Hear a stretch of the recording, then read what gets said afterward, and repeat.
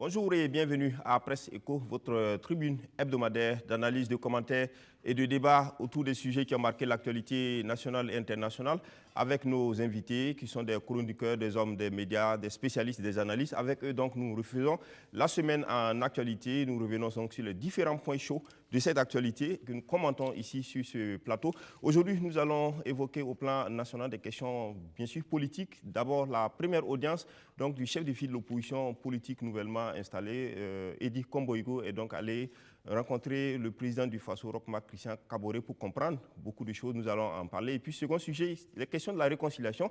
Réconciliation nationale avec la Coalition pour la démocratie et la réconciliation nationale, la CODER, qui a donc fait une sortie, une conférence de presse. Nous parlons de ce fond également de cet événement-là. Et puis, troisième sujet, il est question de Covid-19 et des frontières. On le sait, les frontières sont jusque-là fermées entre les pays de la sous-région. Nous allons donc revenir sur ces frontières terrestres, bien sûr. Nous allons donc en parler avec un reportage qui a été fait par la rédaction de BF1. Et puis, dernier sujet, c'est le sujet, la page triste en Côte d'Ivoire, le décès de Ahmed Bakayoko, on va dire donc l'ancien Premier ministre ivoirien donc, est décédé. Nous allons revenir sur ces différents éléments-là avec mes invités qui sont Pazien. Pazien est donc consultant, il est juriste consultant, il est consultant au niveau du cabinet Contine. Merci d'être sur ce plateau. Deuxième invité, Lengani Issaka, il est journaliste, directeur de publication de L'Opinion, qui est un journal qui paraît en ligne. Merci Lengani d'être sur ce plateau. Et juste à la gauche, il est Lengani Kedga Blaise, il est de Yam Info. Là également, c'est un média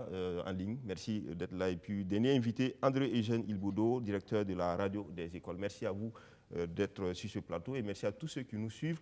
Nous sommes à une émission dans la seconde partie qui sera interactive comme d'habitude. Vous pourrez donc dès maintenant vous inscrire, appeler pour vous inscrire et vous faire rappeler pour donc prendre ou intervenir en tout cas dans ce débat-là sur le sujet qui vous intéresse. Alors, on démarre avec l'audience du CEFOP à Kosiam. Je m'intéresse donc à Pazien. Qu'est-ce qu'on peut donc déjà tirer? Est-ce qu'une simple visite de courtoisie, on est installé, donc on y va? Ou bien est-ce qu'il y a un changement déjà de politique entre majorité et opposition, dans le sens de la loi qui le dit, si les questions d'intérêt national, le chef de l'État rencontre l'opposition politique, ou sous quel registre on peut placer cette audience-là? Déjà, il faut dire que nous ne sommes pas dans le cadre d'une relation de majorité à opposition. Nous sommes dans le cadre d'une relation d'institution à institution. Le président du Faso est une institution et il est le garant du fonctionnement des autres institutions.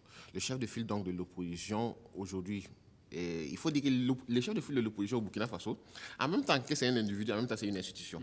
C'est bien de préciser cela. Voilà, c'est très bien de préciser cela. Et donc c'est un président d'institution qui rend visite à un autre président d'institution qui est lui-même responsable donc, du bon fonctionnement de toutes les institutions du Burkina Faso. Donc c'est dans ce cadre-là qu'il faut le mettre. Il n'est pas allé en tant qu'opposant, il est allé en tant que président d'institution, tout comme le président du Faso a reçu les présidents de différentes autres institutions. Donc quand le président, par exemple, reçoit, on va dire quoi, le président de l'Assemblée nationale, il ne reçoit pas Bala Sakandé en tant que membre de la majorité, il le reçoit en tant que président d'institution. Lorsqu'il reçoit le Premier ministre, ce n'est pas en tant que membre d'un parti. Donc il faut dire que c'est dans le cadre d'une relation d'institution. Mais là, quand on regarde un peu ce que monsieur le chef de file dit à sa sortie, il dit qu'il est venu comprendre la vision de réconciliation et les délais dans lesquels le président Kaboré compte impacter cette réconciliation. Et il va plus loin pour dire, on l'a entendu très rarement après les élections sur la réconciliation, il était bon qu'il s'exprime davantage pour que la population sache de bonne foi et sa volonté d'aller à la réconciliation et à une cohésion nationale. Alors là, ça passe de la courtoisie à des questions assez profondes. Tout à fait, on peut le dire déjà. Lorsque le président du Faso reçoit le président du Conseil supérieur de la magistrature, on va le dire ainsi, comme actuellement il ne l'est plus, c'est à cette occasion, les gens profitent par exemple de l'interpeller par rapport à certains sujets, chacun par rapport à son domaine. Lorsque le chef de gouvernement reçoit les syndicats, je pense que les gens profitent de les interpeller. Et il était d'abord logique, parce qu'effectivement, le président du Faso a fait de la réconciliation son cheval de bataille. Il a même fait un sujet de campagne. Il était normal donc que le président du CEFOP, on va l'appeler comme ça, entre griffes, le chef de file de l'opposition, puisse l'interpeller, parce que c'est une question qui intéresse la vie, on va dire, politique de la nation. Et en tant qu'institution politique, il était donc du devoir des Zéphirin, non, ce n'est plus Zéphirin, c'est Edi Komboïgo, donc d'interpeller le président du Faso sur les questions Parce qu'il faut bien comprendre et il faut justement donner un cadre précis, il faut donner la démarche à suivre et il faudra certainement que le président du Faso lui-même s'implique personnellement, comme on a pu le voir peut-être en Afrique du Sud au temps de Nelson Mandela, qu'on puisse sentir qu'il a pris les devants et non que c'est simplement Zéphirin Diaby qui est en avant. Donc ça, c'est un peu un peu la codée qui le dit. Alors, Lengani, Eddy Komboï veut aller plus loin, parler de questions sécuritaires. Il a demandé à avoir un peu, aujourd'hui, comme on dit, le mode opératoire que le président compte faire en parlant bien sûr de la guerre sur le plan militaire, mais aussi des cas de négociation. Tout comme il a parlé aussi des familles des victimes liées au terrorisme. Comme vous le disiez tantôt, effectivement, ils sont rentrés dans des sujets éminemment importants qui nous intéressent, tout ce qui intéresse la nation. Et je crois qu'il faut déjà féliciter cette rencontre. D'abord du chef de file de l'opposition qui vient de prendre juste fonction.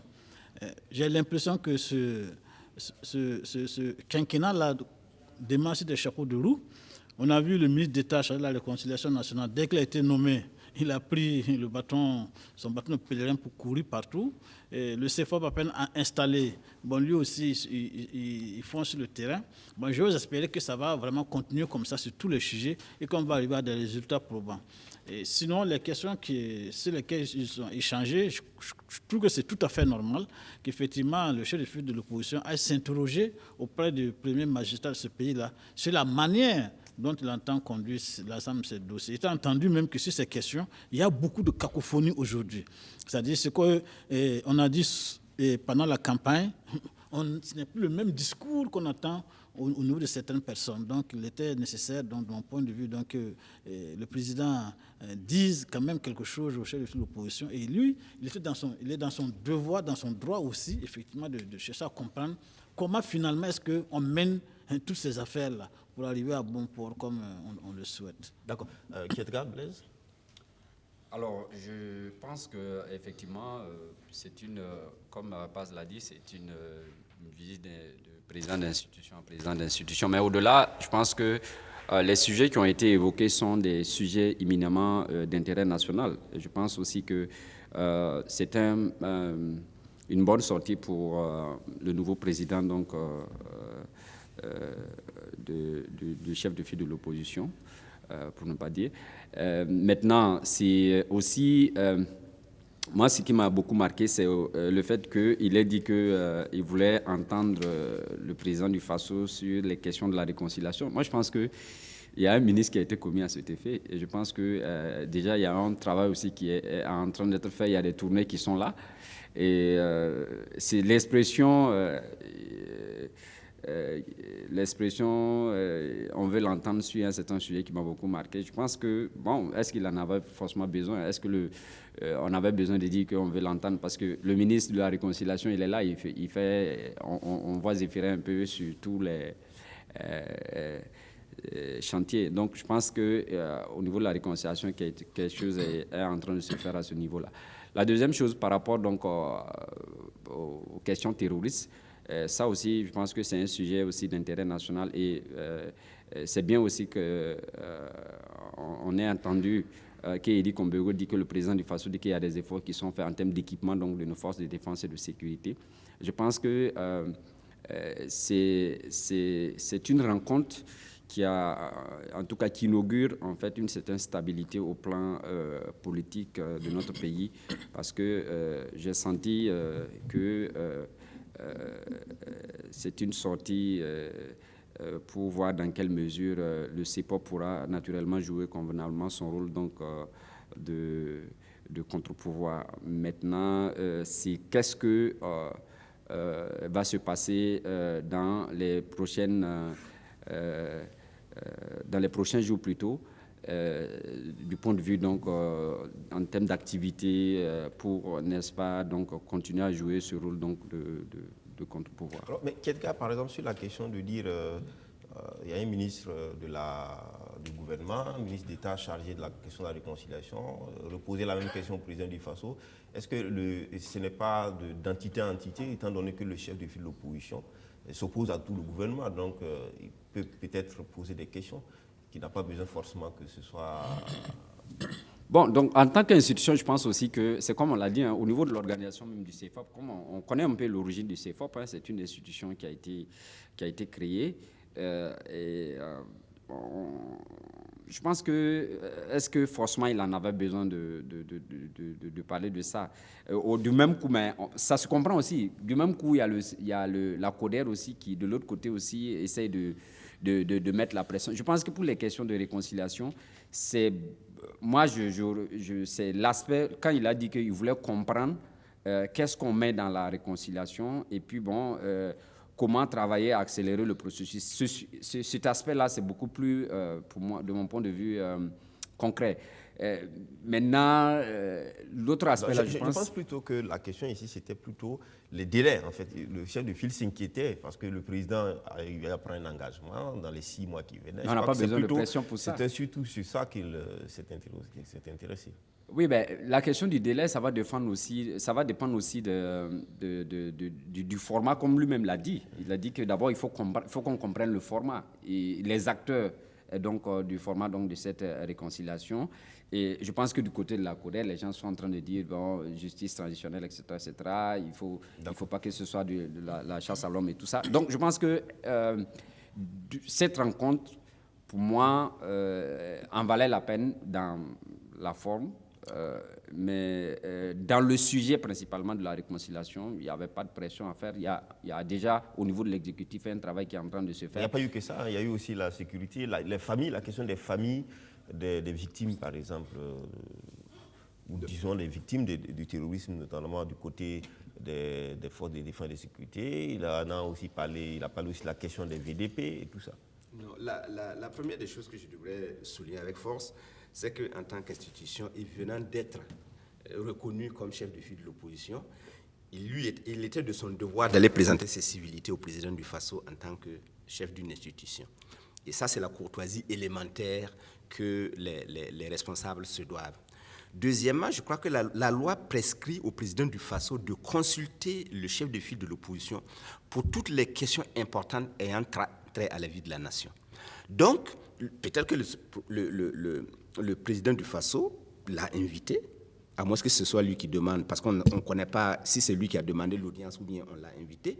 On peut l'inviter pour lui dire, écoutez, lors de ma campagne, ou bien je veux mettre en place le système de la réconciliation, le mouvement de la réconciliation, qu'est-ce que vous, en tant qu'opposition, vous pensez de cette question? Parce que la réconciliation est une donnée importante de la vie de la nation. Et en ce moment-là, le chef de file de l'opposition va donner son point de vue, donner sa vision sur la question de la réconciliation. Donc je crois que ça aurait été incompréhensible qu'il n'aille pas à Kosiam. Je crois que le fait qu'il y aille là, c'est dans la logique de la loi et de la Constitution qu'il y aille, s'imprégner de ce qui va se passer, parce que c'est la loi qui le lui prescrit. Deuxièmement, tous les sujets que le chef de file de l'opposition estime être important d'évoquer avec le président du Faso, mais pour une fois que tu es devant le bon Dieu, tu vas laisser ses saints tranquilles. Donc, il est devant le président du Faso. Le président du Faso a nommé un ministre de la Réconciliation nationale. Moi, je serai le premier à poser la question au président du Faso au lieu d'aller poser la question à son sein.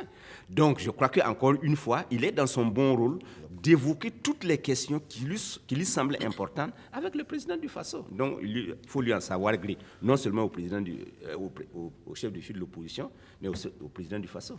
Merci. On va continuer parce que la question de réconciliation va toujours apparaître dans notre second sujet. Sur la sortie de la CODER, Lengani. La CODER, la coalition donc, qui a été créée depuis 2016, courant 2016-2017, et qui a été donc à cheval sur la question de la réconciliation nationale. Donc a fait une sortie. On peut voir que dans cette sortie, la CODER estime qu'elle soutient donc le ministre, donc la politique du gouvernement en la matière, demande au chef de l'État de se mettre plus en relief, comme Nelson Mandela l'a fait en Afrique du Sud. Et voilà un peu la teneur. Alors, question, la sortie de la CODER correspond à quelle logique? Je crois que ça correspond à sa logique personnelle d'abord, déjà. J'ai été à la conférence, j'ai assisté à la conférence, et je trouve que c'est une conférence très bien menée, les sujets ont été bien abordés. Je partage largement les points de vue qui ont été évoqués, notamment sur la question de la justice transitionnelle et même l'argumentaire pour soutenir cette demande-là. Parce que, si je me permets de faire une digression sur cette question de la justice, c'est qu'on a l'impression, à écouter certains Burkinabés sur la question de la réconciliation, on a l'impression qu'il y a des Burkinabés qui ne veulent pas de la justice, qui veulent éviter la justice à tout prix. Ce qui est une manière hypocrite et fausse de voir et de poser les problèmes. Personne ne dit, en tout cas de tous ceux que je connais qui recherchent la réconciliation nationale, qui disent qu'ils ne veulent pas de la justice. Je n'en connais pas. À moins que ce ne soit ceux-là même qui pensent cela, qui veulent d'une certaine justice pour un certain nombre de dossiers. La justice, si elle doit être la justice, elle doit concerner tout le monde. Et concerner tout le monde, les grands doivent commencer par se l'appliquer à eux-mêmes. Comme on dit, l'exemple vient d'en haut. Les grands doivent commencer par s'appliquer la justice afin que le bas peuple puisse l'accepter de manière beaucoup plus simple et beaucoup plus humaine.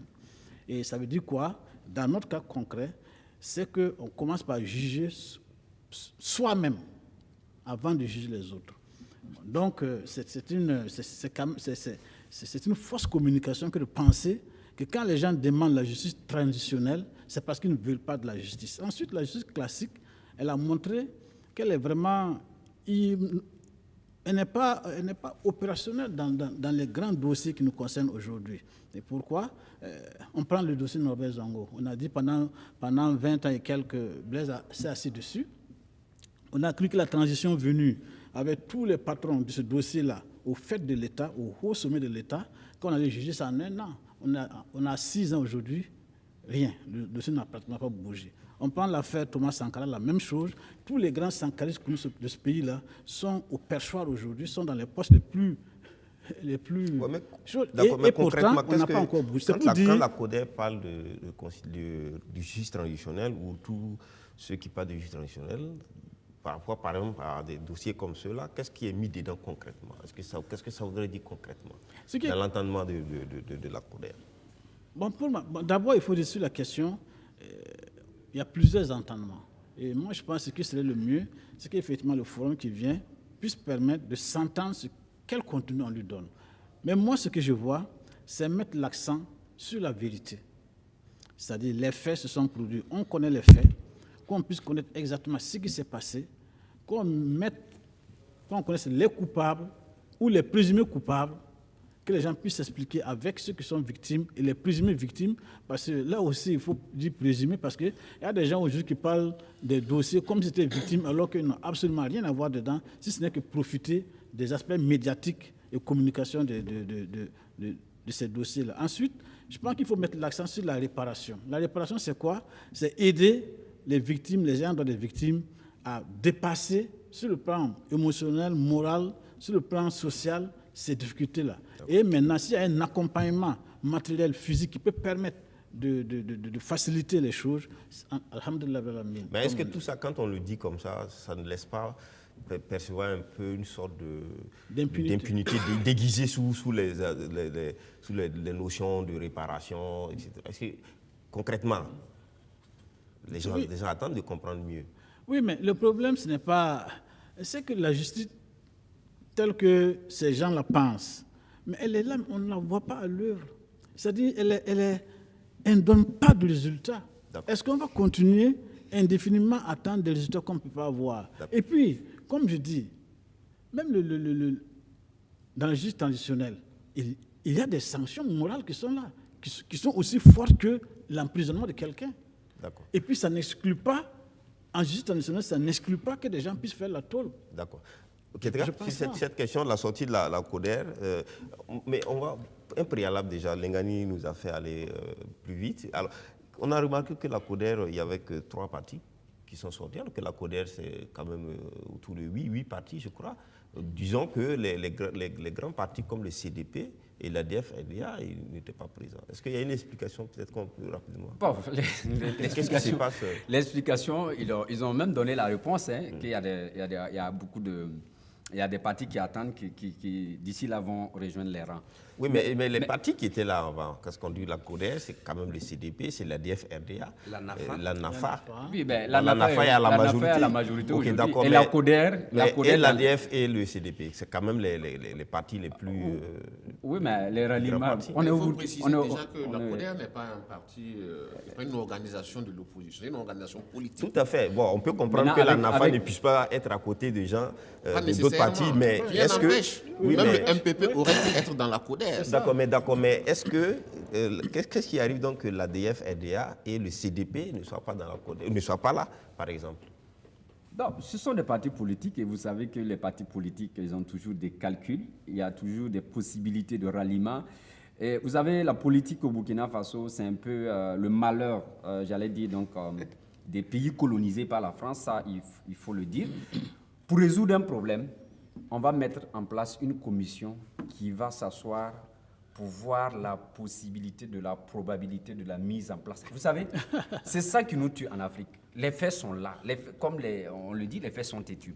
Le problème, c'est l'absence de pragmatisme dans la résolution d'un certain nombre de questions. On a cumulé beaucoup de choses au Burkina Faso. Il y a un passif politico-judiciaire qu'il faut régler une bonne fois pour toutes. Parce que ce qu'on oublie, c'est qu'on a des impératifs de développement et on ne va pas continuer à prendre l'argent du contribuable pour mettre dans des dynamiques folkloriques pendant qu'il y a des jeunes qui sont en train de chômer, il y a des étudiants qui sont en train de se suicider, il y a des veuves et des orphelins qui sont en train de croupir dans la pauvreté. Pendant ce temps, on occupe l'actualité du pays, l'actualité publique, avec des problèmes qu'on peut résoudre en si peu de temps. La question de la réconciliation, elle est très simple à régler. On sait, de 1960 à nos jours, Blaise Compaoré avait tenté cette histoire de journée du pardon. Ça donnait quoi? Aujourd'hui, on est en train de parler de forum. Après le forum, vous allez voir assises, vous allez voir comité de quoi, et ça va encore bouffer l'argent du contribuable. Il faut aller vite à l'action. Le pragmatisme, il est là. Il y a un certain nombre de dossiers au plan judiciaire. Tout le monde sait ça. Tout le monde sait que de 1960 à nos jours, pour des querelles politiques, on a fait des veuves, on a fait des orphelins, que cette justice-là, l'appareil judiciaire-là, il faut une réforme même de l'appareil judiciaire. Parce que je vous dis la vérité, quand vous êtes dans la société burkinabé, quand vous écoutez les gens se sentent frustrés. Il y a eu beaucoup de choses. Le Haut Conseil de, comment on appelle ça? Le Hachkroun parle de combien de dossiers? Plus de 5000 et quelques dossiers, ou bien c'est combien là? On a mis au Conseil du dialogue social, au Conseil de la réconciliation. Et bientôt, on va faire, même si nous on est champions dans la création des institutions tout azimut, qui consomment énormément de l'argent, alors qu'on pourrait investir cet argent-là ailleurs. Mais est-ce que souvent, quand on dit ça, est-ce que ce n'est pas un réquisitoire ça reste un peu la rhétorique chaque fois? Qu'est-ce qu'on fait concrètement? Mais concrètement, on a vu la CODER qui est sortie. Le problème, il est là. Quand vous prenez la CODER, monsieur Loukman, quand vous prenez la CODER là, on sait, ceux qui composent la CODER là, c'est l'aile un peu peut-être modérée de ceux qui géraient le pouvoir d'État avant. On connaît Ablassé, on connaît Herman, on connaît tous ceux-là, tous ces acteurs-là, ils se connaissent entre eux. Il y a un problème CDP, MPP, opposition, etc. D'abord, il faut solder ce passif politique-là. Au-delà du passif politique, il y a un passif sur le plan judiciaire. Il y a beaucoup de gens qui ont été brimés dans le passé. Parce que quoi qu'on le dise, on dit la justice est indépendante, mais on connaît dans nos réalités, dans les pays africains, on sait qu'il y a une forte collision entre l'exécutif, le législatif et l'appareil judiciaire. Donc, pour moi, il faut aller vite à l'action. La réconciliation, si vous voyez la sortie de la CODER, vous voyez l'audience d'Edi Kombego, on sait concrètement, on se connaît au Burkina Faso. C'est comme si on a un acharnement. Ce qui fait que certains Burkinabés pensent effectivement qu'on veut mettre de côté cette question de justice-là. C'est le fait qu'on a des sorties médiatiques. C'est comme si on est en train de s'acharner pour qu'on aille vite à quelque chose. Comme si, sans cette chose-là, avec cette chose-là, le Burkina Faso... La question aussi se pose que ça fait longtemps on est là, on traîne, on ne va pas vite, etc. Comment on fait? On veut aller vite, on ne veut pas aller vite, mais comment on fait finalement? Le ministre de la Réconciliation est là. Vous avez, je me rappelle de cette initiative que vous avez eue, l'appel de Manéga. Il y a eu plusieurs initiatives, il y a des gens qui ont déjà posé des jalons. Mais c'est de réunir ces gens-là et de voir le format. Il parle de justice transitionnelle. On met quoi dedans? Il va jusqu'à dire que le président du Faso doit tirer leçon sur Nelson Mandela. Donc vous voyez ceux-mêmes qui veulent la réconciliation, leur démarche, on te dit, mais c'est comme ça que ça... Non, il faut d'abord créer le cadre. Et quand on crée le cadre là, il faut se dire les vérités. Parce que ce qui manque au Burkina, c'est qu'on est souvent hypocrite. Et c'est ça qui, malheureusement, fait que ça ne peut pas fonctionner. On sait qu'il y a des dossiers, le dossier Norbert Zongo, le dossier Thomas Sankara, le dossier... il y a eu trop de crimes, et aussi bien économiques que politiques au Burkina Faso. Donc, il faut régler cette question de justice là rapidement. Et puis la question de la réconciliation, on choisit le format et puis on n'a pas eu ce que le Rwanda a vécu. Le Burkina n'a pas vécu ce que le Rwanda a vécu. Mais ça fait plus de 5 ans. On est en train de parler de cette question de la réconciliation. Plus que 5 ans. On touche du bois. André Géniboudou. Non, je veux dire... La sortie de la CODER, qui est une sortie bien sûr politique, mais sur un sujet qui est un sujet partagé par encore, l'ensemble. c'était dommage que la CODER ne sorte pas, parce que ça fait plus de 3 ans qu'ils mènent bataille pour la réconciliation. Avec leur point de vue, on peut contester leur point de vue, mais on ne peut pas leur reprocher qu'ils sont présents sur le terrain de la réconciliation depuis au moins 3 ans. Ils en parlent tout le temps. Mais cela dit, moi je pense qu'il faut rendre à César ce qui est à César. Vous voyez, le ministre d'État est arrivé, il a déblayé le terrain assez facilement. Il vous a dit, il y a tant de dossiers qui concernent tel domaine. Il y a tant de dossiers qui concernent tel domaine. Vous savez, il y a des dossiers qui n'ont pas besoin de justice. Une personne qui a été brimée dans sa carrière, aujourd'hui, on a jugé le dossier. On dit que l'État est coupable de l'avoir licencié d'une manière impunément. Pour réparer sa carrière, on vous dit, remettez-le dans son lieu de travail, payez ses indemnités, payez tout ce que vous lui devez. La justice est déjà tranchée. Sur ce dossier-là, on n'a plus besoin de justice. On a besoin seulement qu'on applique ce qu'on a dit de faire. Il y a des gens qui ont été licenciés vous avez plusieurs dossiers comme ça.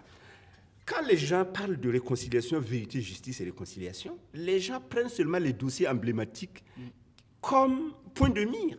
Mais tous les autres là, qui n'ont plus besoin souvent... Mais André Géniboudou, c'est les éléments symboliques, les éléments emblématiques d'ailleurs qui font l'intérêt de la chose. Est-ce que si, par exemple, quand on prend les dossiers, si pour les bris de carrière, ça peut aller, pour les besoins d'application d'une décision de justice, ça peut aller, mais quand on prend des crimes de sang, le ministre d'État en a dénombré sur la base des travaux de Ashkoun, 150, non, je crois, 145 crimes de sang. Oui, cela dit, encore une fois, je crois que la grosse tromperie sur laquelle nous tous nous partons, c'est de vouloir prendre tous les dossiers avec un bâton unique pour régler le problème. J'ai encore dit, une fois, si vous prenez les crimes de sang, les dossiers sont individuels. Si vous partez devant le tribunal, là, le président du tribunal ne va pas convoquer les 145 dossiers avec les mêmes avocats et le même verdict. On prendra dossier par dossier. Et peut-être quelqu'un va arriver, une famille va dire, ce que nous demandons au tribunal, nous ne disons pas que à la justice n'est pas s'appliquer, mais voilà ce que nous, familles, nous demandons au tribunal. Ce n'est pas ce que la deuxième famille va demander au tribunal. Or, aujourd'hui, on crée un schéma unique pour régler tous les dossiers. Je pense que c'est ça. Mais André Géniboudou, le Ashkoun a eu le temps pour le faire. On a dit au Ashkoun de préparer les conditions pour la réconciliation. Est-ce que quand on prend les 145 dossiers, est-ce que le Ashkoun a fait une colonne où il a exprimé clairement que pour tel dossier X, voici ce que la famille demande, pour tel dossier Y, voici la famille. Ça aurait été plus facile aujourd'hui d'appliquer. Est-ce que ça a été fait? Exactement. Comme le dossier, je crois que le dossier, le rapport final du Ashkoun va paraître bientôt, il sera remis à qui de droit. Nous aurons l'occasion de le feuilleter. Mais encore une fois, nous disons, si d'abord, je suis un petit peu mal à l'aise quand je vois des Burkinabés qui disent qu'au niveau du Burkina, il n'y a rien à faire, il n'y a pas de réconciliation. Il y a des gens qui disent qu'il n'y a pas de réconciliation au niveau du Burkina. Il y a des gens qui disent qu'il y a réconciliation, mais voici mon schéma que je vous demande d'appliquer. Je crois que ce que chaque Burkinabé doit avoir comme sagesse, c'est de dire, personne ne peut nier qu'au Burkina, il y a des déchirures. Même dans les familles, il y a des déchirures. Donc, on ne peut pas nier cela. Maintenant, ayons la sagesse de dire, chacun peut apporter son doigt pour qu'on bouche le trou. Mais chacun ne doit pas amener son doigt pour élargir le trou. Or, apparemment, il y a des Burkinabés qui sont très heureux de voir les Burkinabés se rentrer entre eux, ne pas se parler. Je crois qu'aujourd'hui, au niveau de la réconciliation, il y a des gens qui ont fait un travail. avec votre modestie, mais vous avez écrit un livre sur la réconciliation, on peut ne pas vous aimer, mais si on lit le livre là, il y a des choses à puiser dedans. La CODER a dit des choses, même si on n'aime pas la CODER, il y a des choses que la CODER a dit dedans qu'on peut enlever. D'ailleurs, même ils ont fait un mémorandum qu'ils ont mis au président du Faso. Le H-Clown, que les gens disent qu'ils ont fait du mauvais travail. Si vous lisez leur rapport, il y a des choses dedans. Chaque personne, et quand le collège des sages, le rapport du collège des sages et de la commission... Ce qu'il faut dire haut et fort aux gens qui nous fatiguent pour dire qu'il n'y a pas besoin de réconciliation là, c'est eux-mêmes d'abord qu'il faut réconcilier avec eux-mêmes. Merci. Parce que c'est eux, ce sont des vrais hypocrites et ce sont des vrais satans qui veulent... Non, mais à ce niveau, doyen, excusez, à ce niveau, je pense que c'est l'absence de l'orientation. Vous savez, il faut qu'à un certain moment, les gens s'assument. Quand vous n'arrivez pas à orienter les gens, vous savez, les grandes décisions dans des nations en construction, il faut des gens qui orientent. Aujourd'hui, les Burkinabés sont perdus dans tout ce qu'on met dans la réconciliation. C'est pour cela que ça laisse libre cours à d'autres personnes qui pensent effectivement vous savez, sinon, je suis d'accord avec vous que depuis même la cellule familiale, quand vous regardez un peu tout ce qui se passe à gauche et à droite, vous vous rendez compte qu'effectivement, le Burkinabé lui-même doit se réconcilier avec lui-même d'abord. Pour la simple raison que, aujourd'hui, là, grand frère, pas de votre génération, mais de notre génération, là, entre deux jeunes Burkinabés, en dehors de la carte d'identité, quelles sont les 5 valeurs sur lesquelles... Parce que vous n'en voulez pas. Non, je viens. Non, ce que je suis en train de dire, c'est pour vous dire qu'on a un problème même d'ordre sociologique. Sociologiquement, on a un problème. On a un problème de valeurs.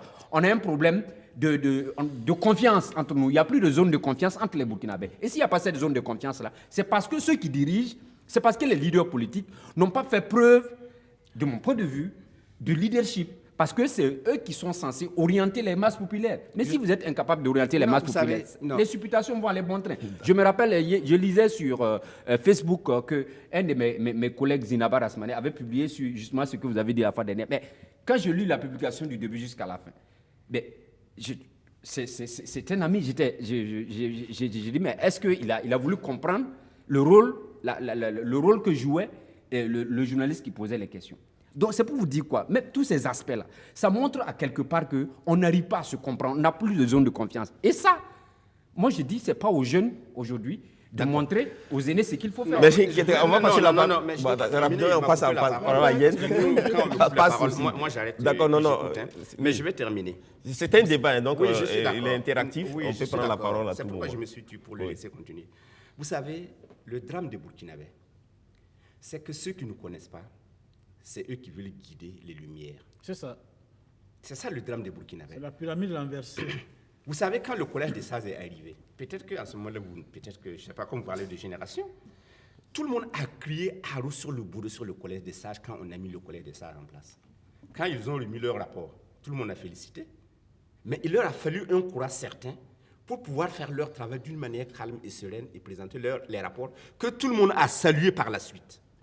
C'est la mise en œuvre des rapports du collège des sages qui a merdé. Passez-moi l'expression. Aujourd'hui, il y a des gens qui sont commis à la tâche. Avant même que les gens ne commencent, les gens commencent à crier sur eux, à dire que c'est pas bon. Mais André Génigoudou, il y a eu le collège des sages. Il y avait un gouvernement, il y avait un pouvoir politique. Oui. Le collège des sages a fait un travail. Oui. Et le gouvernement, dans la mise en œuvre, n'a pas certainement suivi comme il fallait. Est-ce qu'aujourd'hui, les gens ne sont pas fondés de douter quand encore il y a forcément un travail qui va être fait et que c'est encore un gouvernement politique qui va... Est-ce que ce n'est pas à ce niveau qu'il y a le problème? Écoutez... Cette rupture de confiance ne vient pas du passé. Écoutez, je suis d'accord qu'on peut douter de tout. Mais si votre position systématique et épistémologique, c'est le doute, allez-y. Mais on ne pourra rien bâtir tant qu'il n'y aura pas un minimum de... Parce qu'il y a des gens qui n'ont même pas encore ouvert la bouche et on leur fait un procès en sorcellerie. Il y a des gens... Vous avez vu, quand on a nommé M. Zéphirin Diabré, le gars même n'a même pas dit bonjour d'abord, on a commencé à l'attaquer. Ça veut dire que si on continue comme ça, quel que soit, même si le bon Dieu descend au Burkina et devient président du Faso, on ne va pas s'entendre parce qu'il n'a même pas encore commencé. Merci. Déjà, je voudrais dire au doyen Eugène Je ne pense pas qu'il y ait des Burkinabés qui soient si cyniques pour aimer que certains Burkinabés veuillent voir d'autres Burkinabés dans des problèmes. Ah, mais vous ne lisez pas la presse, alors. Non, Pourtant, c'est la réalité. Vous ne lisez pas la il presse. y a simplement que, je pense que c'est ce que Lukman disait tout de suite, certains doutent. C'est un doute. On vous dit, il y a un adage en Afrique qui dit, lorsqu'un serpent vous mord, quand vous voyez un ver de terre, vous en avez peur. Il y a un passé. Lorsqu'on sait que vous n'avez pas le médicament du lorsqu'on sait serpent. d'où l'on vient, et on connaît les acteurs qui sont là. Zéphirin Diabré ne vient pas d'arriver, hein, ce n'est pas un nouvel homme politique. Il a été ministre sous Blaise Compaoré, donc les gens le connaissent. Donc, pour son passé et pour ce qu'il a été, même le gouvernement actuel, les gens se disent, mais dans le passé, voici ce qu'ils ont fait. Et aujourd'hui, quand on prend les acteurs vers 98 à 2000, suite au rapport du Collège des Sages, ce sont les mêmes acteurs plus ou moins qui sont actuellement aux affaires. Ça n'a pas marché. Donc aujourd'hui, c'est normal que peut-être certains Burkinabés doutent et se disent, mais cette histoire de réconciliation, est-ce que c'est du folklore? Laissons-leur ce droit-là de douter et de dire, mais on n'a pas confiance. Maintenant, il revient au ministre en charge de cette question-là, de travailler à rassurer les gens. Voilà pourquoi il faut calmer. Et je pense que c'est la sortie du ministre qui a amené justement toutes les autres sorties. Quand le ministre d'État a fait sa sortie, pour dire voici comment est-ce qu'on perçoit la réconciliation. Il n'a même pas donné une feuille de route puisqu'il a dit qu'il va falloir une concertation pour dire qu'est-ce qu'on va mettre. Et je me suis rassuré en son temps. Il a dit on ne va pas écarter les questions de justice. C'est en ce moment justement qu'il a parlé des crimes de sang, des crimes économiques qui existent. Mais ici, il faut avoir une approche qualitative et non quantitative. Ce n'est pas le nombre. Il y a des sujets. Quand vous prenez par exemple la question de Norbert Zongo, c'est, on va dire, des problèmes de justice, je ne dirais pas... on va dire d'opinion nationale, disons cela comme ça. Il y a la question, par exemple, Thomas Sankara en son temps. Il y a beaucoup de sujets, quand vous prenez sous la transition, le coup d'État qu'il y a eu et ainsi de suite. Il y a des grands dossiers, on peut les appeler comme ça. Ça ne veut pas dire qu'il n'y a pas d'autres dossiers. On peut avoir une approche qualitative. Quoi qu'on dise, la réconciliation aussi, c'est souvent certains symbolismes. Je dis souvent. C'est tout un ensemble, mais il y a certains symboles qui disent que voici c'est ce qui est la réconciliation. Donc, pour rester proche de l'essentiel par rapport à la sortie de la CODER, je me suis rassuré déjà de constater que la CODER ne rejette pas déjà qu'il y ait une question de justice, parce que pour moi, la question de justice est le préalable à la réconciliation. Il faut qu'on fasse justice. Maintenant, la CODER propose une justice transitionnelle. On propose une justice transitionnelle lorsque la justice classique n'arrive pas justement à vider les dossiers. Donc, est-ce qu'aujourd'hui, sur certaines questions, la justice burkinabé a dit qu'elle ne peut pas vider selon les procédures qui existent? Auquel cas, on pourrait trouver une autre formule. Si la justice peut vider les crimes de sang, elle vide les crimes de sang. Je prends un exemple, moi je suis juriste. Il y a des crimes qui peuvent être prescrits. Ça veut dire que la justice, on ne va plus poursuivre. Et ces personnes-là peuvent attendre en vain. C'est peut-être à ce niveau, la justice transitionnelle intervient et on juge des dossiers qui, normalement, selon le schéma de la justice classique là, n'allaient pas être jugés parce que ces crimes sont prescrits. Le temps qu'on devait prendre pour les poursuivre est dépassé. Vous pouvez tuer quelqu'un aujourd'hui, mais après un certain temps, si on n'a pas poursuivi, on ne va plus rien faire. Mais la famille, est-ce qu'elle l'a pardonné? Est-ce qu'elle l'a laissé tomber? Parce qu'au-delà de ça, de tout, la justice, c'est une question de sentiment. Il faut qu'on ait le sentiment que quelque chose a été fait, qu'on l'a accepté, qu'on a pardonné. Donc, pourquoi pas la justice traditionnelle, mais pas la justice traditionnelle de facto? Parce que immédiatement sur tous les dossiers, non. Si la justice transitionnelle va intervenir lorsque la justice classique, avec ses procédures, là, va nous dire on ne peut pas. Et Lengan disait quelque chose. Quand on parle de justice transitionnelle, ça ne veut pas dire qu'on n'enferme pas quelqu'un dans une justice traditionnelle. La justice est traditionnelle simplement parce que les procédures sont dérogatoires aux procédures de droit commun. Donc, pas avoir une procédure où, par exemple, on réunit le peuple, on décide. Vous voyez.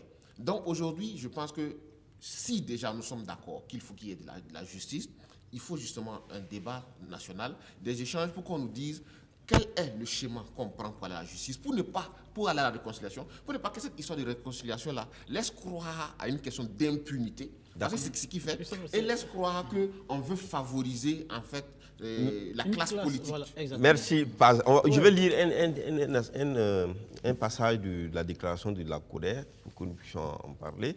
La CODER dit mais la confiance étant une des poutres maîtresses de la véritable réconciliation, nous saurions terminer ce mot introductif sans recommander au ministre en charge de la réconciliation et de la cohésion sociale d'user de toutes ses compétences et affinités personnelles avec le président du FASO pour l'exhorter à être le déclencheur autant que le garant de cette réconciliation par des gestes préalables de concorde nationale. Je vais réagir sur ça parce que c'est effectivement ce passage que je n'ai pas bien aimé. Oui. Parce que quand on parle d'affinité personnelle, je pense que cette question, ce n'est pas une question d'affinité personnelle, c'est une question d'État, c'est une question publique. J'ai pu comprendre, oui, peut-être il y a un rapprochement, mais je pense que dans le cadre d'une nation, Ce n'est pas des relations personnelles qu'on utilise pour gérer. Il y a des règles d'État. Donc les règles qui doivent être mises en place doivent être communes et non en fonction de la personne. Justement, ce qui cause problème au Burkina, là, c'est qu'il n'y a pas d'orientation. Ça veut dire qu'on a un problème de vision même de notre pays. Et la question de la réconciliation, là, si vous voyez que ça traîne là, ça veut dire aujourd'hui, quelle est la vision du dit Burkinabé par rapport à l'agriculture? Ça, c'est pas Blaise Kettega, c'est pas Luc Matsafo. Quelle est la vision du Burkinabé par rapport à la culture? Quelle est la vision des Burkinabés par rapport à temps sur 10 ans, 20 ans?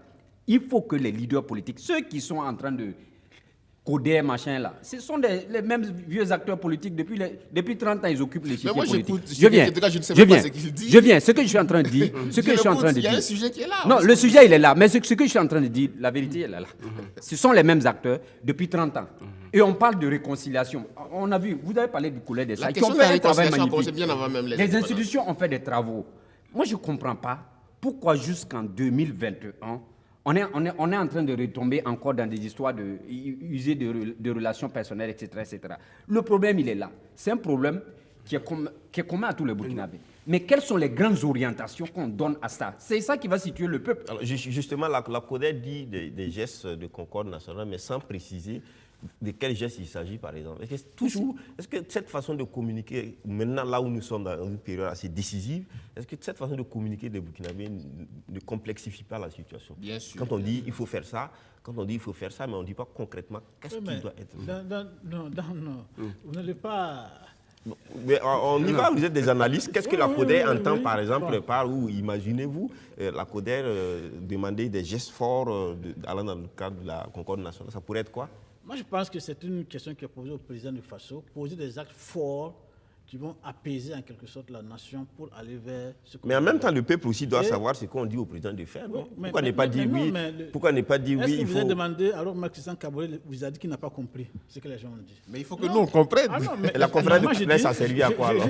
Mais justement, la conférence de presse a servi à quoi? Si déjà le président... Je pense que c'était dans son programme. Mais dans les développements, je pense qu'ils ont dit des choses. Ils ont pris l'exemple sur l'Afrique du Sud où le président Nelson Mandela avait fait le tour. Mais moi, je pense que cela n'avait pas lieu d'être parce que le ministre d'État est auprès de la présidence. D'accord. C'est pas moi le Premier ministre. Mais même au Rwanda, le président s'est investi. Et même quand par exemple, quelqu'un n'est pas d'accord, qu'on parle de, ou bien de relations personnelles entre le président et son ministre. Mais moi, je pense que c'est essentiel. C'est important.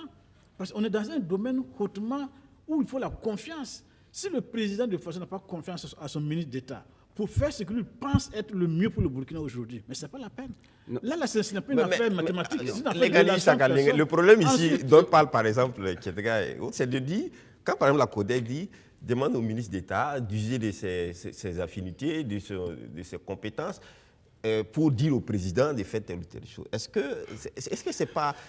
c'est pas républicain. Est-ce que le président, en nommant le ministre d'État, est-ce que tout ça, c'est pas pris en compte? Mais donc où est le problème de répéter? Attendez. Donc où est le problème de répéter? Non. Il n'y a pas de problème. Non, attendez. D'accord. Il n'y a pas de problème. À ce que je voudrais quand même dire 2 mots sur ce système-là. Moi, je crois que, surtout mon ami et jeune frère Kettega, écoutez, on a cessé de parler comme il parle. Aujourd'hui, les problèmes sont réels, concrets, posés. Depuis 30 ans, ce sont les mêmes acteurs qui sont en train de tourner en bourrique en quelque sorte. Je suis tout à fait d'accord avec lui. Mais pour une fois qu'on est capable de tirer le leçon du passé, et ça je dis très souvent, il faut que le pouvoir actuel comprenne que la réconciliation nationale n'est pas un cadeau du MPP ou du Roch Marc Christian Kaboré au Burkinabé, ou au CDP, ou à Blaise. Non. C'est une question qui concerne toute la nation. Et il y a eu des étapes. Il y a eu la journée nationale de pardon que certains estiment avoir foiré. Mais il y a depuis quand même 6 ans des acteurs sur le terrain qui s'investissent sur la question de la réconciliation. Il y a l'appel de Manega, il y a le MPCRN de Safetou Lopez, il y a le retour Blaise Compaoré. Il y a tout un foisonnement d'organisations qui travaillent sur cette question. Et on a actuellement un ministre d'État pour s'en occuper. Est-ce que pour une fois, les Burkinabés ne vont pas avoir le courage d'avoir confiance en eux-mêmes, Non, de non. savoir qu'ils sont capables de transcender leurs divergences pour aller vers l'essentiel. Non, mais il y a- Parce que sur la question de la justice, je voudrais dire, et Très ça c'est rapidement. vraiment essentiel, et comme Paz l'a dit, et il ne faut pas que les gens aient l'impression qu'on veut profiter de la réconciliation pour blanchir des gens. Non. Moi, je dis, même si on prend les dossiers emblématiques, qu'on dit emblématiques, moi, mes amis qu'on estime être des coupables, mais si on doit faire la justice est normale, l'entre griffes là. Mais moi, je ne vois pas comment on peut culpabiliser ces gens-là. D'accord. Moi, je voulais dire. Donc, on va- on dit que, Non, en fait, quand les gens demandent la justice traditionnelle, elle-même, elle peut même être plus négative pour ceux qui sont estimés des coupables de ces crimes-là. Parce que sous le couvert de l'entente globale, on peut vous dire d'accepter d'être criminel, d'avoir assassiné Thomas Sankara. Oh, ce n'est pas le fait. D'accord. Alors qu'en justice normale, on allait prouver que ce n'est pas vrai. D'accord. On allait avoir la vérité. Mais du fait de la justice traditionnelle, on vous demande d'accepter pour qu'il y ait la paix. D'accord. C'est ça aussi Merci qu'il faut les gars. voir. Non, moi, je André voulais Jeune, dire très quelque rapidement, chose, très sur ce rapidement. point, oui. Non, on ne peut pas faire semblant que, par exemple, il n'y ait pas de choses qui ont été dites et écrites. Si vous voulez, reprenez le rapport du Collège des sages qui date de 1989. Je dirais qu'on l'a écrit, c'est presque comme si on l'a écrit hier. C'est 99. 99. Tout ce que le Collège des sages a diagnostiqué et a proposé comme solution. Sa phrase, par exemple, le leader qui dit « plus jamais ça au Burkina ». Est-ce qu'on ne peut pas lui dire la même chose aujourd'hui au Burkina? Ça veut dire que ce que le Collège des sages a écrit dans son rapport là, il est d'actualité. Vous reprenez encore... Alors, mais quel est le Non, mais problème ce n'est pas les expressions. On a vu le plus rien ne sera comme avant et puis ce qui s'en est suivi. Il y avait un ministère, au ministère de l'administration territoriale. Il y avait une ministre déléguée là qui était chargée Mais jeune frère, de la cohésion sociale. attends. Oui. Comme tu m'as coupé 3 fois, je vais avoir André Jeune. je vais te demander... Allons-y, André. Parce que voilà, c'est toutes les valeurs aussi que nous, les anciens de la génération là, essayons de transmettre aux jeunes.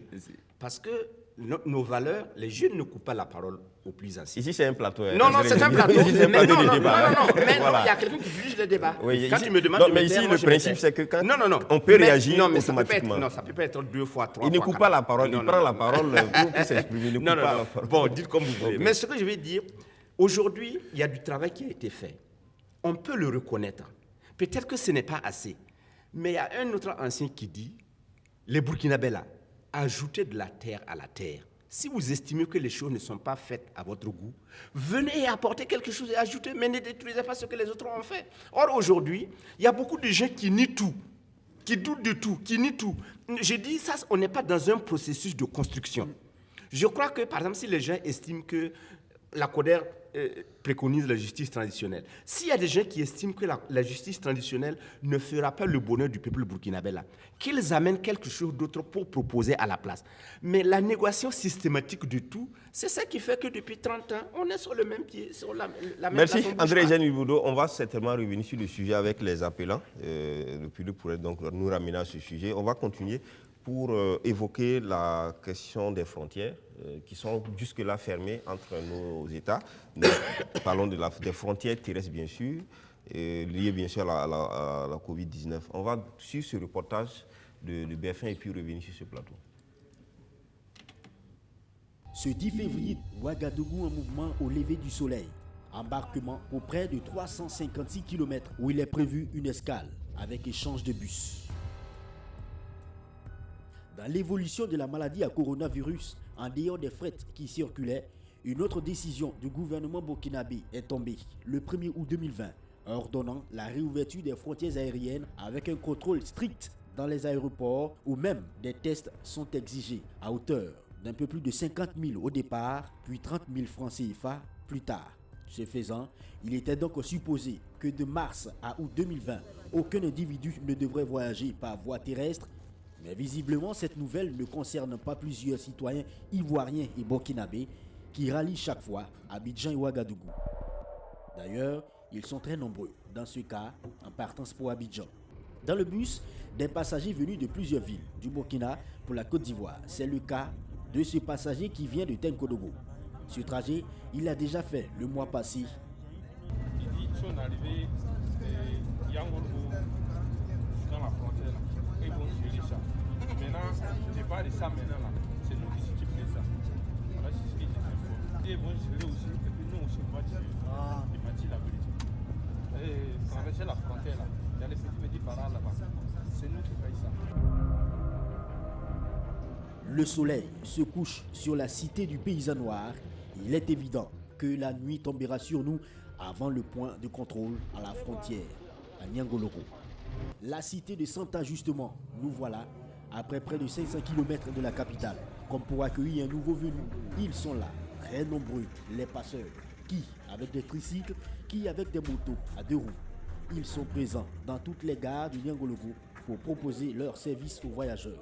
Ici, dans cette salle d'attente, sont regroupés tous les voyageurs ayant payé le transport direct de Ouagadougou à 45 000 francs CFA.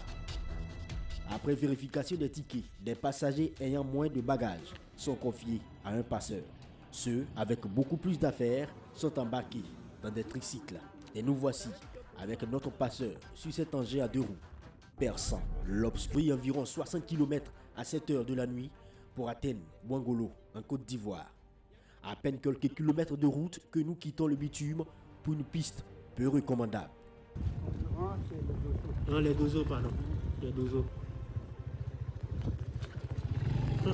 Eux aussi, ils ont leur barrage que vous devez payer. Dans cette même broussaille se trouvent également des dozos appelés chasseurs traditionnels avec des checkpoints. À eux aussi, il faut verser de l'argent. À la sortie de Niangoloko pour Abidjan, il faut compter 2 postes de contrôle. Avec ces FDS, pas de flexibilité. 5 000 francs à payer si vous n'êtes pas autorisé à passer, nous révèle notre transporteur. Lui qui ne veut pas payer 10 000 francs sur ces 2 checkpoints. Alors, il faut couper le moteur avant d'arriver à ce poste et marcher près de 500 mètres dans cette obscurité pour les contourner. Voilà, les policiers là sont où? Où il y a la lumière.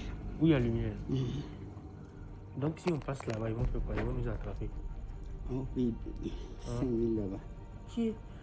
5 000. Ok, à cause de ça, j'ai entré de passer avec toi. Je suis en bouche là. De retour d'Abidjan, nous passons cette fois à ce poste. Et voici les 5 000 qui nous sont demandés. Comme un individu à faible revenu, nous plaidons pour une réduction de cette somme. Ouais. Ouais.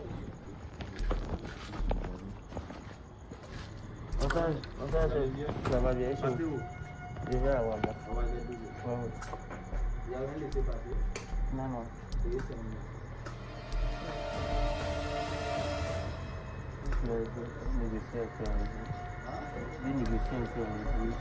demande plus d'argent en fait.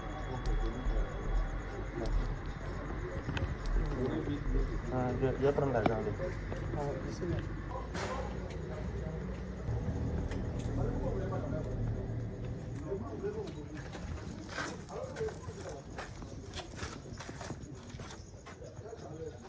À l'Eraba, localité située aux abords du fleuve Komoué, marquant la frontière naturelle entre la Côte d'Ivoire et le Burkina Faso, à l'aller comme à notre retour, nous sommes contraints de payer 2 000 francs non négociables. Ça y va pour tous les passagers.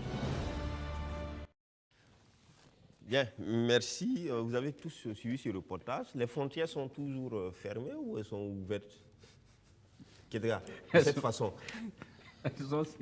Alors, est-ce qu'on ne se ment pas quelque part? On dit oui, officiellement c'est fermé, on n'a pas accès. Donc, bon, on limite beaucoup de trafic, l'économie prend un coup. Pendant ce temps, si la question santé, on n'a rien fait parce que les gens ils traversent, ils rentrent comme ils peuvent. Ça développe des systèmes de raquettes et tout ça.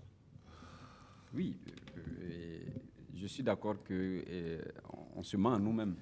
Et on paye toujours c'est difficile de le dire, hein, mais ces inconsistances et ces inconséquences-là, ça se paye souvent cache aussi par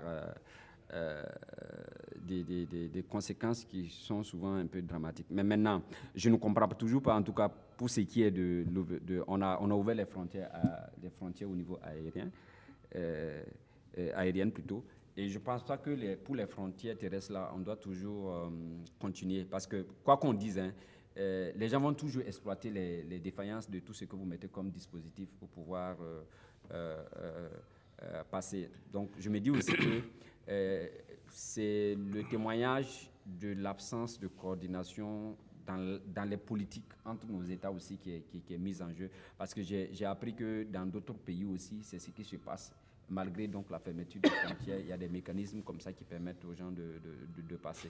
Ça rejoint ce corona business-là pour dire que cette histoire de Covid-là va générer d'autres initiatives qui va certainement donner beaucoup d'argent aux gens. D'accord.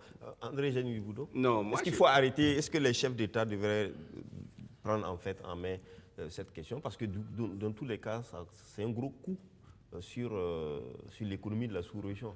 Ce que cette mesure-là nous révèle, c'est que le corona ne voyage pas en bus ou en voiture ou en tricycle.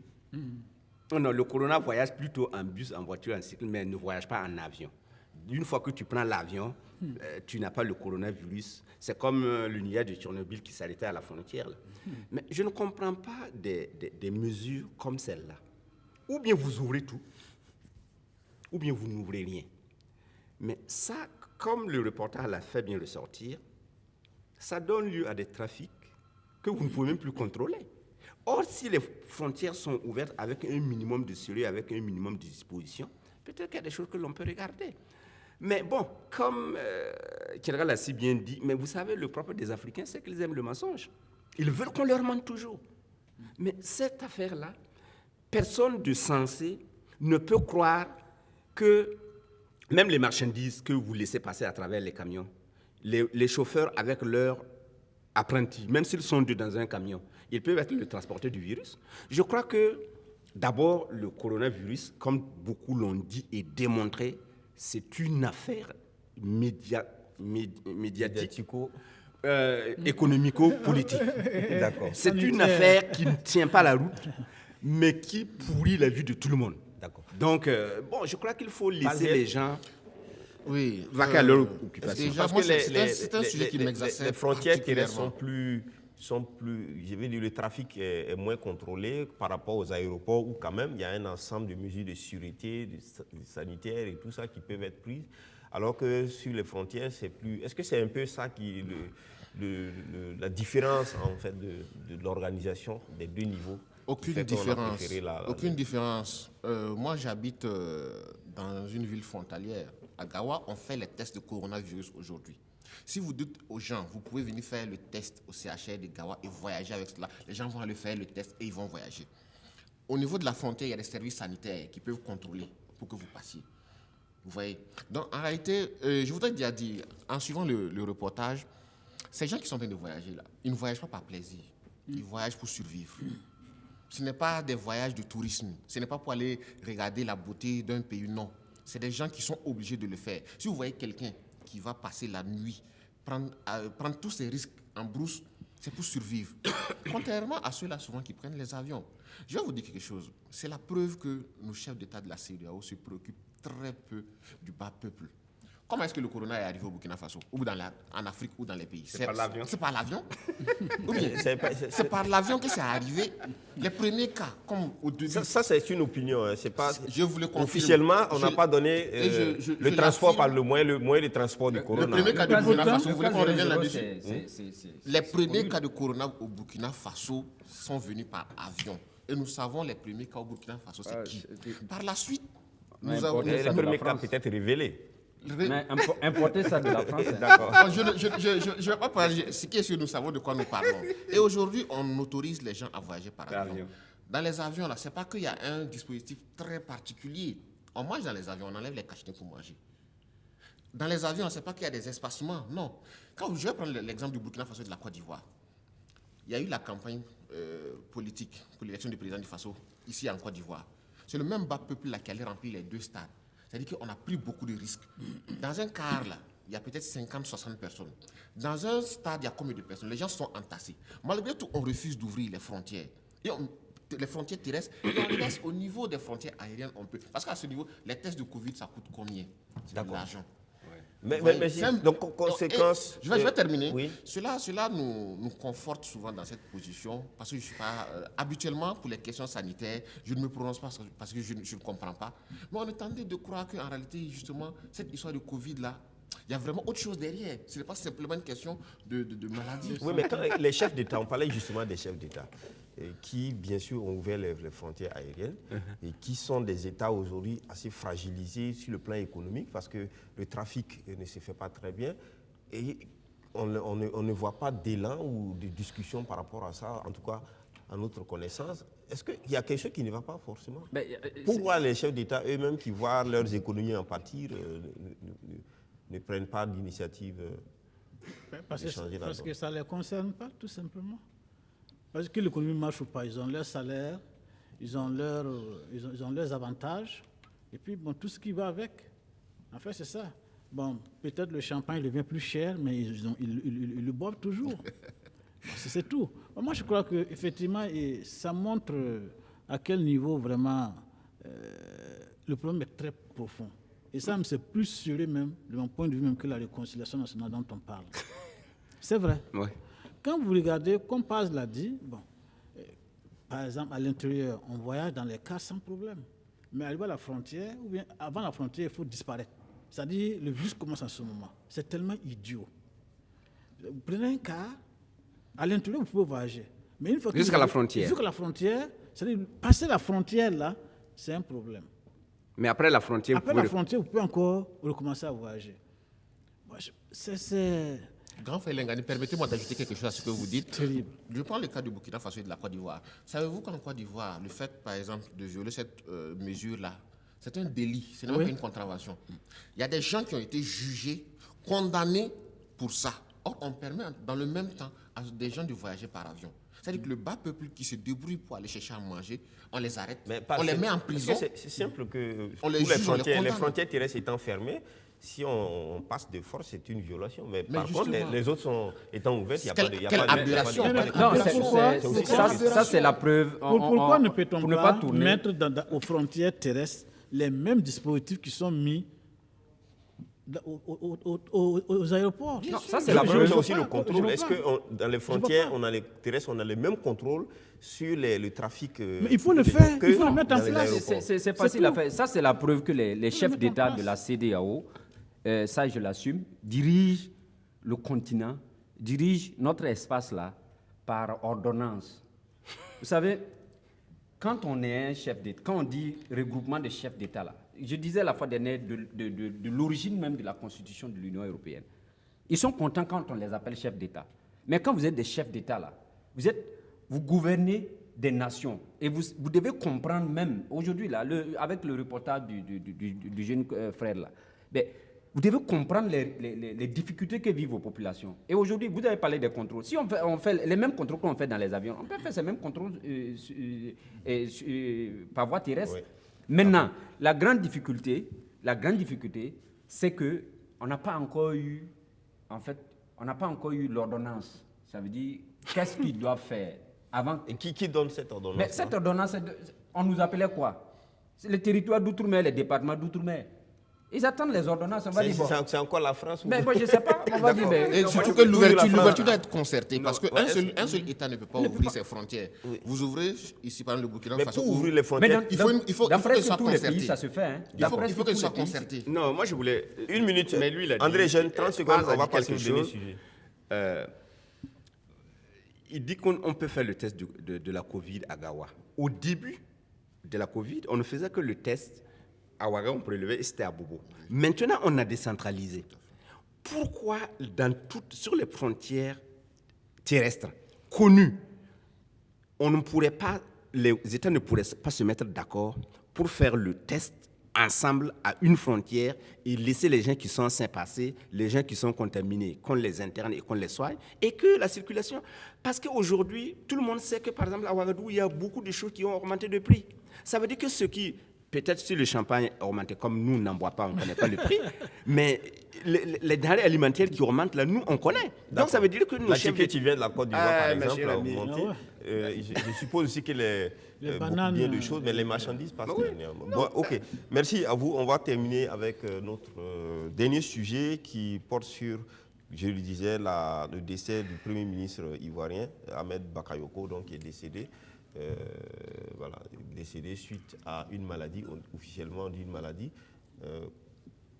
Issaka Lengani, il est décédé à 56 ans. C'est un grand vide qui est laissé au niveau du pouvoir ivoirien.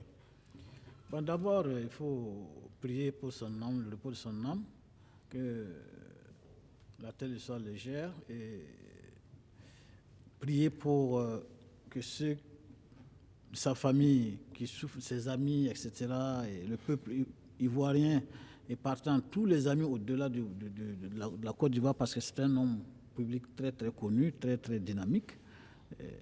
Mais en même temps aussi, ça pose le problème de la capacité de nos États à assurer la santé de leurs citoyens. Si on suit les périples que ce monsieur a suivis, pour se rendre finalement compte qu'il a un cancer foudroyant, c'est parce que c'est lui qu'on a mis tout ce temps-là. Un citoyen lambda serait passé de vie à trépas il y a peut-être déjà pratiquement 6 mois.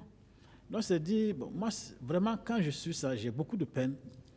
Et vraiment paix à son âme, parce que c'est effectivement des décideurs qui, au moment de prendre certaines décisions, auraient pu aider à trouver des solutions à certains problèmes.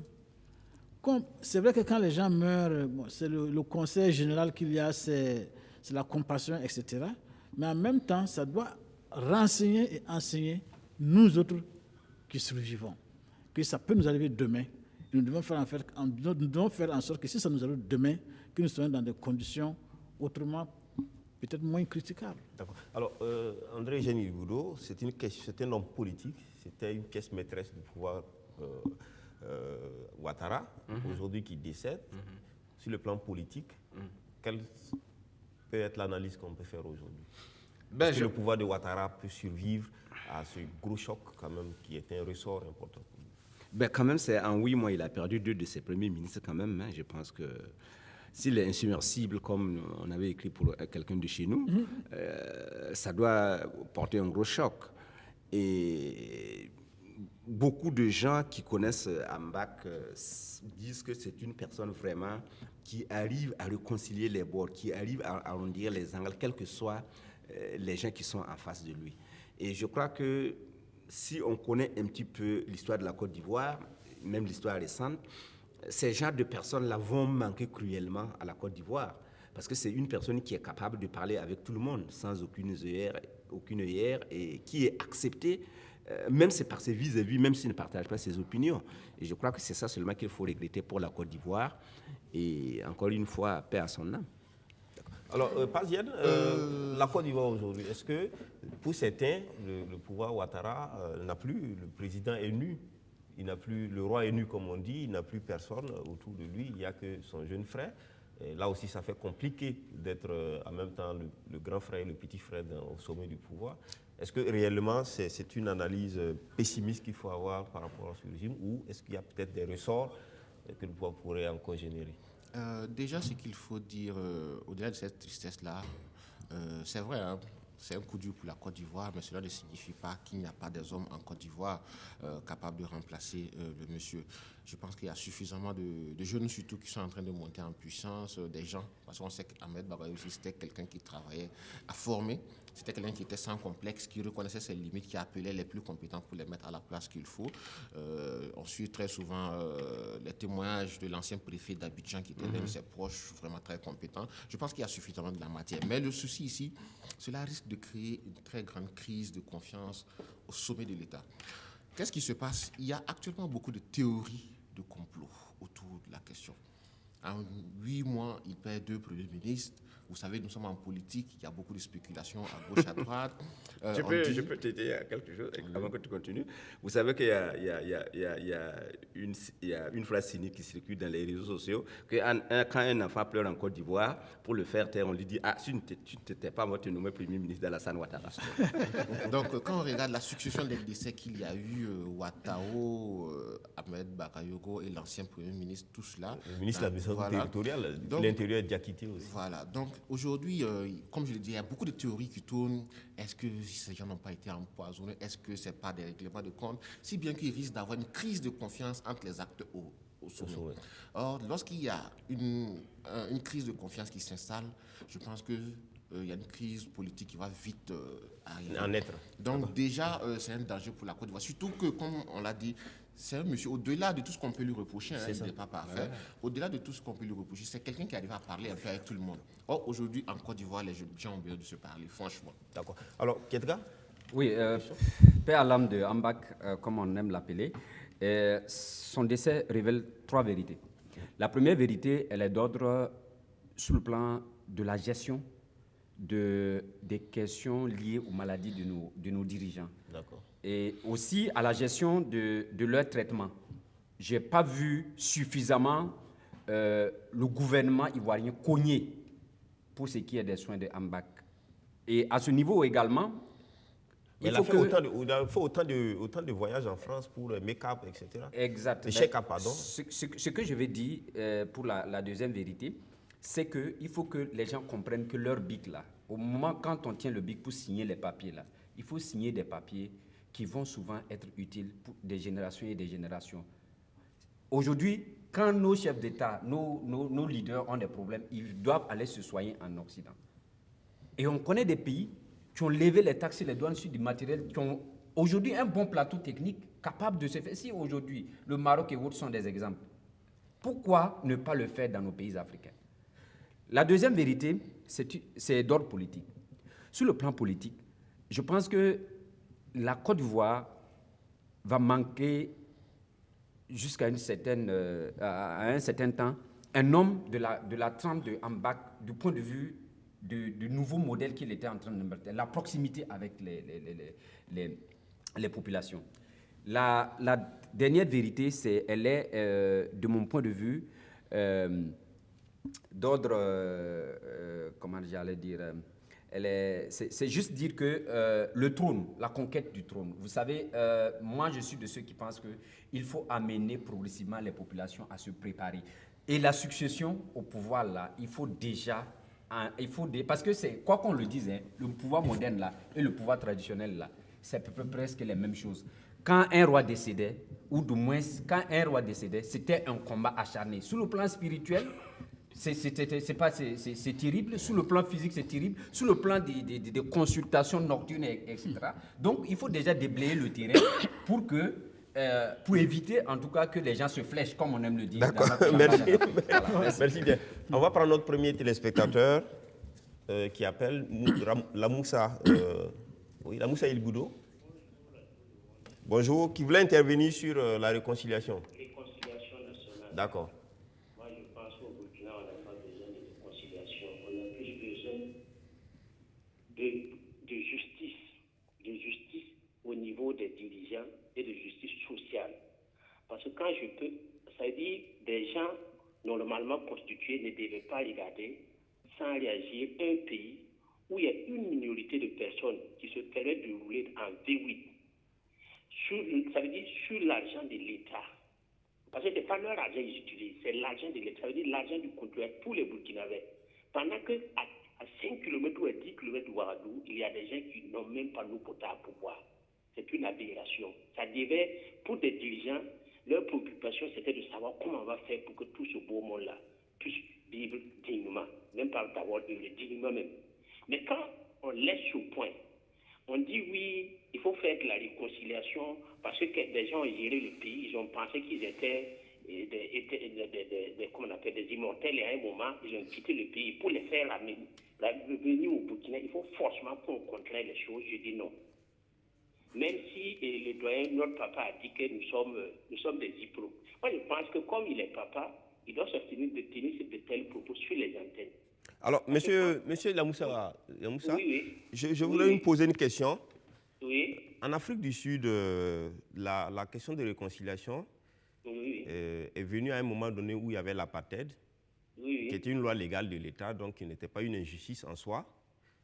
Mais malgré ça, on a estimé que du point de vue de l'égalité humaine et de la dignité humaine, il y avait un problème. Et il y a eu la réconciliation qui a permis donc de réajuster les règles de la société, de sorte à ce qu'il y ait plus d'égalité sociale. Mais là, c'est passé par une réconciliation. Au Burkina, est-ce que ce que vous dites là, qui est peut-être une forme de gouvernance inégalitaire, est-ce que ça ne demande pas, par exemple, un processus comme la réconciliation pour remettre chacun dans son droit? Non, c'est ce que j'avais dit, c'est la justice sociale. Comment on l'atteint? La question, c'est comment on atteint la justice sociale s'il y a d'autres qui sont déjà suffisamment forts, s'il y a d'autres qui sont déjà suffisamment forts, qui n'entendent pas qu'ils doivent aussi faire la part aux autres. Je vais vous dire une chose. Ça veut dire la justice sociale comme la réconciliation, c'est des choses qui se prennent. On ne donne pas. Parce que quelqu'un qui vit dans son bout, ça veut dire qui n'a pas de problème de conscience en voyant les autres souffrir. Si vous attendez à ce que son cœur s'attendrit afin qu'il pense à vous, vous allez mourir dedans. Mais je vais répondre d'abord à cette situation de l'Afrique du Sud. L'Afrique du Sud, comme le Rwanda, ne sont pas des exemples. Parce que est-ce que vous savez qu'aujourd'hui en Afrique du Sud, il y a des zones où des Noirs ne peuvent pas aller jusqu'aujourd'hui, ne peuvent pas habiter. Nelson Mandela a accepté de compromis parce qu'il était en position de faire. Il ne pouvait pas faire autrement.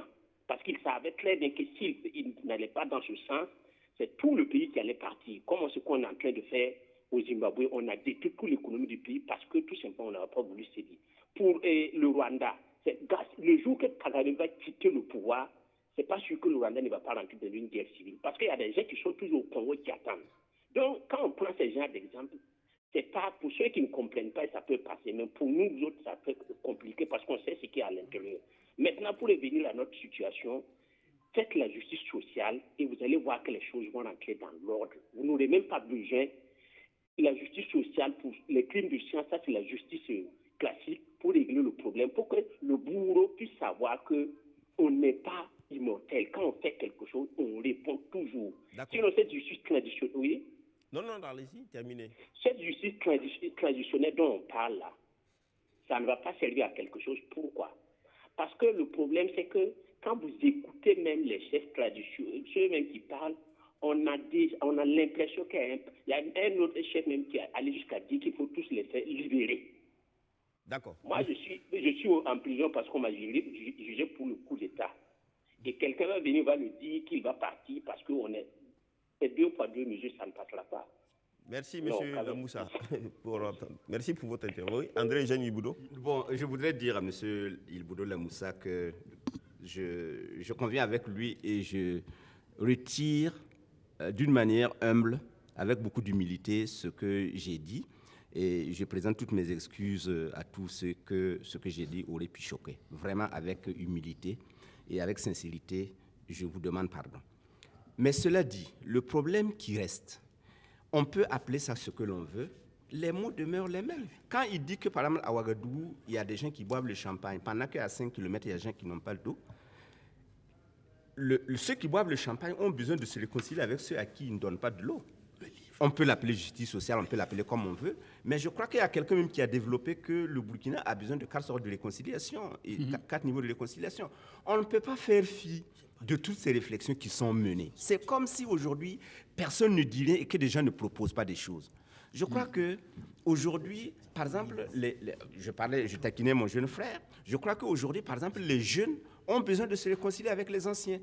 Parce que nous avons des choses à vous dire que vous ne voulez pas accepter. Je pense qu'il faut qu'on s'assied et que l'on se parle, et qu'on se mette d'accord, et que l'on se réconcilie sur la façon de conduire notre pays.